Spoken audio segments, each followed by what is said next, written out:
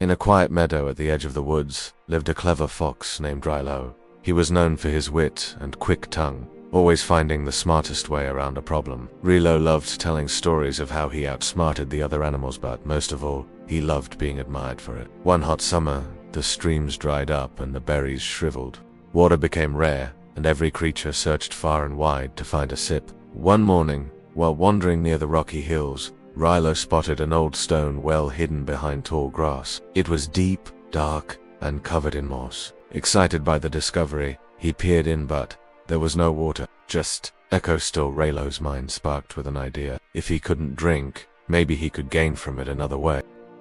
He smirked and whispered, "A smart fox never goes thirsty not when others are more desperate." Rilo returned to the meadow with a spring in his step. He approached the other animals, deer, squirrels, hedgehogs panting from the heat and weak with thirst. "I've found a hidden well," Rilo announced grandly, "full of the coldest, sweetest water you can imagine. But I can't share the location with everyone. That would cause chaos, wouldn't it?" Eyes widened. Whispers spread like wildfire. "Please," Rilo begged an old tortoise. "Tell us where it is. We're desperate." Rilo paused dramatically. "Only those who trade something useful shall know. A favor, a secret, or perhaps a gift."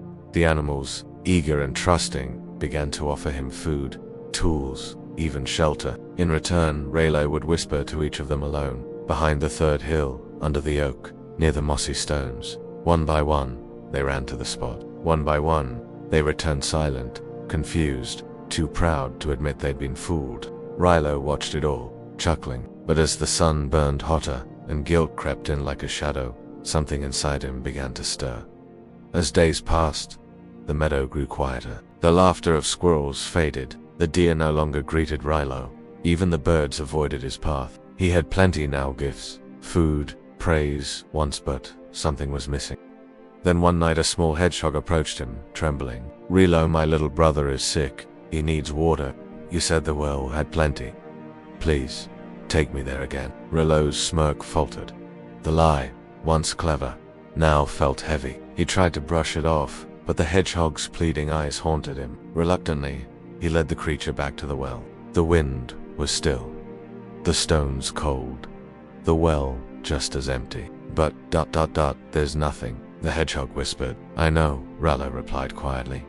He sat on the edge, staring into the dark. The silence below echoed louder than words. Rilo had tricked others for gain, but now he had nothing to give when it truly mattered. For the first time, the clever fox had outsmarted himself. Rilo sat by the well long after the hedgehog had left. The stars blinked above him like silent witnesses. For the first time, admiration felt meaningless. His lies, once entertaining, had cost him trust and, worse, had hurt those in need. The next morning, he returned not to trick, but to work. Using his paws and an old tin ladle, Rilo began digging beside the well. It was slow, painful, and messy. Some animals passed and scoffed.